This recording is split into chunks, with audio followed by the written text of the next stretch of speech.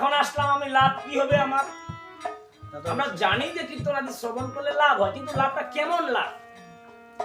এই জন্য আমাদের ভাগবত মহাপুরাণের দশম স্কন্ধের প্রথম অধ্যায়ের 16 নম্বর শ্লোকে বলছে, বাসুদেব কথা প্রশ্ন পুষাঙ্গ স্ত্রী পুনাতিহি বক্তারং পৃচ্ছকং স্বস্তিং তৎপাদং সলিলং যথা।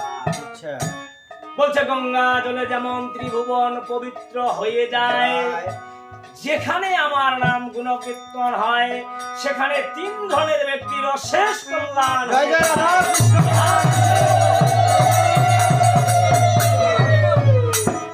আজকে আমরা এখানে যারা আছি আমাদের 3 ধরনের ব্যক্তির অশেষ কল্যাণ হয়ে যাবে। বলছে এই 3 ধরনের ব্যক্তি কে? কে কে?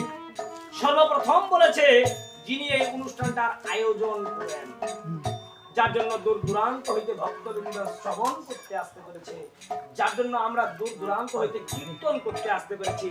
সর্বপ্রথম কল্যাণ হবে যিনি অনুষ্ঠানটার আয়োজন করেন।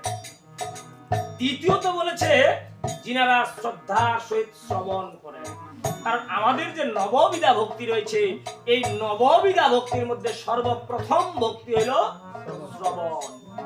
এই শ্রবণেই হলো আমাদের মঙ্গল। সকলে গাইতে পারে না, কিন্তু সকলে শ্রবণ করতে পারে। আমাদের গাইতে গাইতে ভুলও হইতে পারে, কিন্তু আপনাদের ভুল হয় না। এবার 2 নম্বরে বললো যে যারা শ্রবণ করবে তাদের কল্যাণ হবে। 3 নম্বরে বললো বক্তারং পৃচ্ছকং স্বস্তিং তৎপাদং সলিলং যথা। যারা কীর্তন আদি করে, যারা গোবিন্দের আলোচনা করে, এই এক ধরনের ব্যক্তিরও শেষ কল্যাণ হয়ে যাবে। ইহাতে কোনো সন্দেহের অবকাশ নাই।